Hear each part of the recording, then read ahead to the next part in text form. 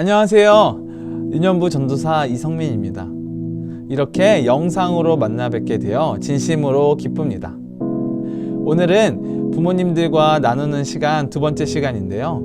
오늘의 주제는 학령기 친구들, 즉 초등학교 1학년부터 6학년 친구들의 특성과 또한 그들을 어떻게 이해하고 하나님의 말씀과 마음으로 지혜롭게 어떻게 양육을 할까라는 주제를 가지고 함께 말씀을 나누려고 합니다. 이 내용은 이기복 교수님의 성경적 부모교실이라는 책에서 참고하였습니다. 좀 더 보충하거나 참고하실 것이 있다면 이 책을 구입하셔서 사용하셔도 좋습니다. 이 시간을 통하여서 어지러운 세상 속에서 포기하지 않고 귀한 선물로 주신 아이들을 잘 양육할 수 있는 것에 도움이 되는 시간 되길 소원합니다. 먼저 학령기 전 아이들, 그러니까 3세에서 6세의 친구들을 이해하고 시작하겠습니다. 이때 아이들은 솔선성, 그러니까 적극적인 태도가 중요해지는 시기입니다. 또한 이 적극적인 태도와 죄책감 이 사이에서 아이들은 큰 고민에 빠지고 이것을 통하여서 아이들의 가치관 형성이 중요한 때를 가리킵니다. 적극적인 태도는 목적의식, 의지, 또한 잘 해나갈 수 있다는 자신감을 뜻합니다. 아이들이 이 시기에 이것이 잘 형성이 되고 있다면 아이들이 자신감을 가지고 자신이 해야 될 일들을 잘 해나갈 수 있을 것입니다. 아이의 이런 긍정적인 부분을 발전시키려면 부모는 옆에서 도와주는 듯 안 도와주는 듯 적극적인 참여를 하지 않고 아이가 그 일을 잘 해나갈 수 있도록 최소한의 바리케이트를 쳐주는 역할을 잘 감당을 한다면 아이들은 이 시기를 잘 발전해서 성장할 수 있을 것입니다. 하지만 이것도 아이에게 과잉 보호가 될 수 있고 또한 우리 아이만이라는 이기적인 마음이 생길 수 있습니다. 아이가 과잉 보호를 받는다면 이 시기 아이는 자기 중심적인 모습으로 변하게 될 것입니다. 하지만 앞서서 강의해 주신 것처럼 올바른 훈계와 질서를 세워준다면 이 사이에서 아이가 적극적인 태도를 가지면서도 자기 중심적인 생활을 하지 않도록 잘 조절이 될 것입니다. 여기서 훈계하다는 것을 좀 더 살펴보자면 아이에게 죄책감과 무능감을 주지 않고 질서를 잘 세워준다는 것입니다. 이것이 왜 중요하냐면 이 시기에 거짓 죄책감이라고 하는 것이 아이들에게 크게 작용하기 때문입니다. 이 시기는 어떠한 결과를 도덕적인 개념과 가치관 형성에 결부되어 판단한다는 것입니다. 쉽게 말해서 어떤 잘못을 했다고 하면 자신의 잘못과 연관되어서 생각한다는 것이에요. 어떤 것이냐면 좀 더 설명하자면 어떤 잘못된 일이 발생했을 때 이것이 나 때문이야, 내 책임이야, 나 때문에 벌어진 일이야 이렇게 생각을 하게 되고 또한 이 시기에 좀 더 큰 잘못을 저지르게 된다면 이것이 그 아이의 상처로 남아서 나라는 존재가 이러한 상황을 만드는 존재라는 것을 인식하게 되고 평생 그 죄책감 속에 살아갈 수밖에 없다는 것입니다. 마지막으로 사례를 통해 이것을 설명하고 학령 전기 아이들의 특성을 마무리하려고 합니다. 5살짜리 아이가 동네 슈퍼에서 과자를 훔쳐왔습니다. 다그쳐 물었더니 아저씨가 주었다고 거짓말까지 했습니다. 너무 놀라고 당황스러워서 어찌할 바를 모르겠습니다. 이러한 상황에서 어떻게 대처해야 될까요? 여러분, 이런 상황 속에서 어떻게 대처해야 될까요? 한번 고민하는 시간을 갖겠습니다. 이 책에는 이렇게 가이드라인이 형성되어 있습니다. 침착하십시오. 오히려 이러한 상황을 바른 도덕성을 키우는 기회라고 여기면 됩니다. 어떤 부모는 너 아주 나쁜 아이구나, 너 그럼 지옥 간다, 벌 받는다, 하나님이 미워하신다 라고 혼을 내게 됩니다. 하지만 이것은 아이가 자신이 나쁜 사람이라는 죄책감과 거절감을 느끼게 되어 아까 말했던 것처럼 거짓 죄책감 때문에 아이가 큰 상처를 받을 수밖에 없고 이것이 부정적인 자기 자신의 모습을 통하여서 앞으로의 삶도 영향을 끼칠 수 있다는 것입니다. 물론 나쁜 행동은 반드시 수정되어야 됩니다. 그러나 죄책감이나 거절감이나 두려움이 생기지 않도록 조절해야 된다는 것입니다. 가장 좋은 방법은 다그치지 말고 아이에게 직접 물어보는 것입니다. 왜 도둑질을 했니? 왜 남의 것을 훔쳤니? 라고 물어보면 하는 것보다 왜 과자를 집어왔니? 라는 표현이 좋습니다. 자녀가 진실을 말하도록 여유를 가지고 물어봐야 합니다. 다시 아이가 자신의 진실을 말할 수 있도록 여유를 가지고 질문해야 됩니다. 그리고 그랬구나. 엄마에게 사실대로 말해줘서 참 고맙다. 그래도 돈을 내지 않고 과자를 가져오는 것은 잘못된 것이야. 이렇게 말하고 아이와 함께 슈퍼로 가십시오.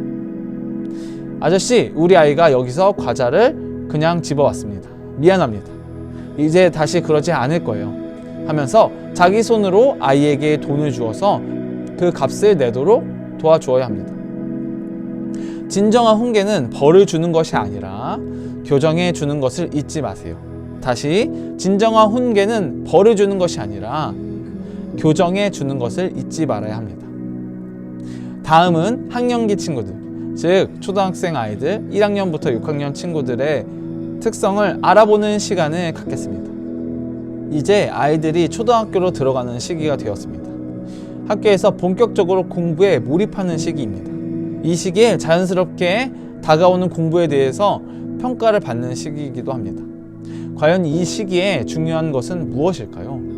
바로 근면성입니다. 곧 실패를 두려워하지 않고 학업적 성취도가 비록 낮을지라도 포기하지 않는 의지입니다. 이 시기에는 결과에 따라서 평가를 받게 되고요. 또한 이런 평가를 통하여서 아이들은 낮은 열등감을 얻게 될 수도 있습니다. 또한 이 시기에 부모님이 오히려 더 적극적으로 평가를 하는 부분이 있기 때문에 아이들은 시작하기에 앞서서 자신이 열등감을 가지고 시작해버리는 그런 잘못된 모습으로 변질될 수가 있습니다. 이때 중요한 것은 무엇이냐면 아이가 어떤 평가를 받는 것보다 지금은 좀 부족해 보일지라도 앞서서 세운 어떤 목적에 따라서 끝까지 포기하지 않고 나아갈 수 있도록 지지해주고 격려해주고 도와주는 그런 시기가 필요하다는 것입니다. 그렇기에 성적이 떨어질지라도 자녀가 실패할지라도 나갈 수 있도록 도와주고 지지해주고 실패를 경험하는 것도 공부라는 사실을 알려주어야 합니다. 너를 사랑하는 것은 공부를 잘해서만이 아니야. 너는 너무나 귀한 존재란다. 결국 하나님은 너를 귀하게 사용할 것이다. 이렇게 장기적이고 넓은 안목으로 아이에게 잘 말해주고 격려해주는 것이 필요합니다. 이것은 앞으로의 삶의 원동력이 될 것이고 앞으로의 성공적인 삶을 도와주는 디딤목이 될 것입니다. 이러한 근면성, 포기하지 않는 의지는 어떤 것을 완수했을 때 주변 사람이 인정해주고 칭찬받을 때 생기는 것입니다. 하지만 비난, 지적, 조롱, 거부를 지속적으로 받고 근거 없이 받으면 자신의 무능력과 열등감을 더욱 느끼며 또한 앞으로 올 청소년기에 건강하게 지낼 수 없게 만들어 버립니다. 구체적으로 이 근면성을 기르기 위해 세 가지 필요한 것이 있습니다. 첫 번째는 비교하지 않는 것입니다. 앞서 말했듯이 자녀를 성적으로 비교를 한다면 자녀가 앞으로 있을 그런 크고 작은 어려움을 이겨낼 수 있는 힘을 얻지 못하게 됩니다. 또한 중요한 것은 아이들이 사회생활을 할 때 아이들이 집으로 자기의 친구들을 데리고 왔을 때 우리가 그런 친구들에게 너 공부 얼마나 잘하니? 너 몇 등 하니? 이런 식으로 말을 해서 아이들 혹은 그 사회에 그런 부정적인 영향력을 주면서는 안 됩니다. 그 사회에 그런 평가들이 주가 되고 그것으로 서로 평가하는 그런 사회적인 그런 모습들이 친구들 안에서 형성되어진다면 앞으로의 어떤 친구들과의 관계에서도 부정적으로 느껴질 수 있다는 것입니다. 또한 두 번째, 집중력 훈련시키기입니다. 아이들에게 공부해라, 앉아서 시간을 보내라 라고 말하는 것은 좋은 말일 수 있지만 사실은 반만 맞은 일입니다. 왜냐하면 그것은 환경을 만들어줘야 한다는 것입니다. 아이가 공부를 하고 있는데 집이 분위기가 시끄럽거나 TV 소리가 그 문 밖으로 온다면 아이는 당연히 그런 시끄러운 환경 속에서 집중력을 발휘하지 못할 것입니다. 또한 가정이 그런 집중력이 있게 환경을 조성해주지 않는다면 아이는 그런 훈련이 될 수 없지요. 그렇기 때문에 부모님들도 혹은 또 주변 사람들도 그곳이 조용하고 집중이 잘 될 수 있는 환경으로 만들어줘야 되고 우리들도 그런 환경 속에서 그런 집중하는 시간들을 보내면서 아이들이 그 집중력이 훈련되는 시간들을 만들어줘야 한다는 것입니다. 세 번째는 버팀목 역할을 충실히 하기입니다. 버팀목이란 아이가 의존적으로 의지하는 존재가 되는 것이 아니라 직접 나서서 그 실패를 수정해 주는 것이 아니라 실패를 하더라도 아이들이 그것을 잘 견뎌낼 수 있도록 최소한의 역할만 감당하는 것입니다. 답보다는 대화자가 되어주고 스스로 답을 찾도록 도와줘야 합니다. 간접적인 정보만 제공하는 것입니다. 격려와 지지와 후원을 통하여서 아이들에게 나아갈 수 있는 힘을 주는 것입니다.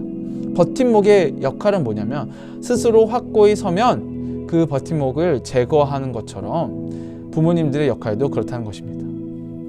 과연 버팀목의 역할을 잘 감당하기 위하여서 어떻게 해야 될 것인가요? 그것은 3가지로 설명하고 있는데요. 첫 번째는 작은 단계부터 시작해서 최종 목표에 도달하는 것입니다. 이것은 조금 어렵게 말하면 조형 이론 혹은 조성 이론이라고 하는데요.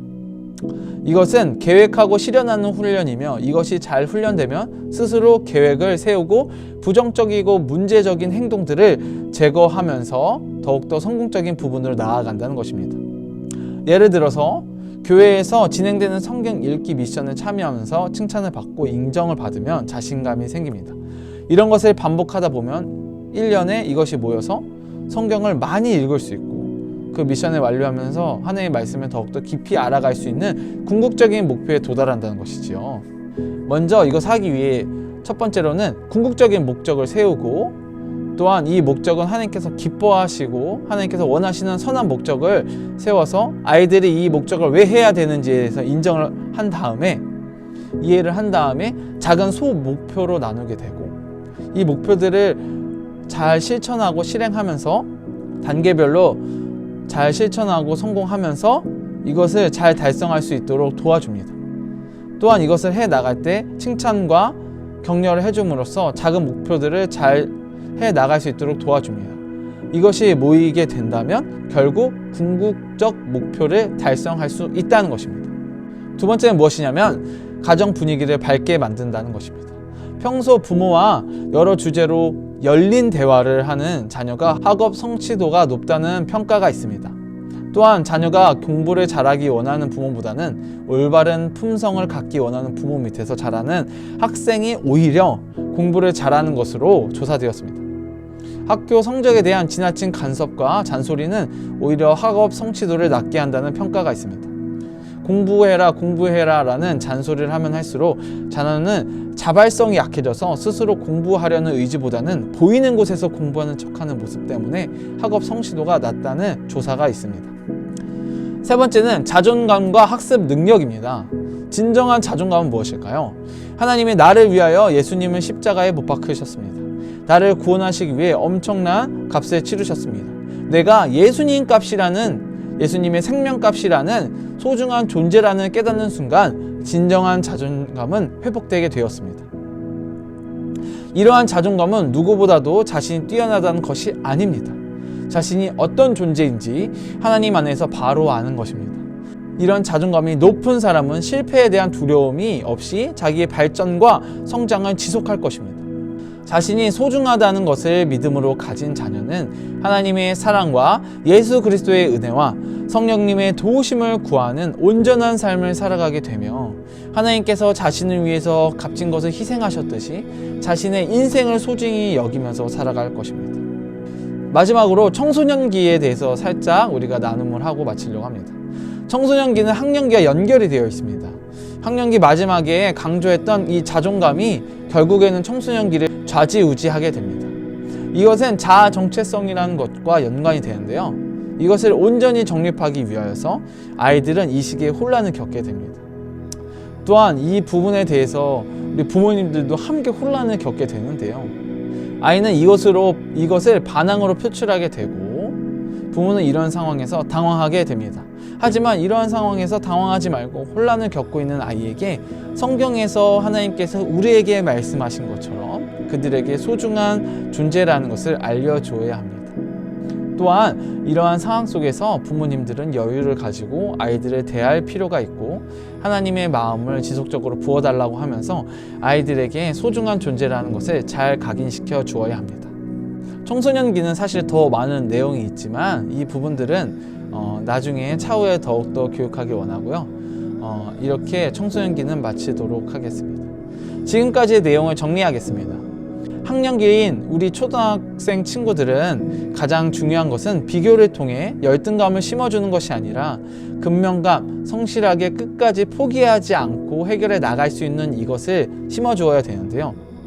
부모님들은 옆에서 최소한의 버팀목 역할을 하면서 작은 것에서 격려하고 칭찬하고 역시 너니까 할 수 있을 줄 알았어 라고 하는 믿음을 주는 그런 말을 하길 원하며 답을 주는 것보다 열린 대화를 하는 대화자로 아이들에게 좋은 분위기를 만들어주는 부모의 역할이 필요하다는 것입니다.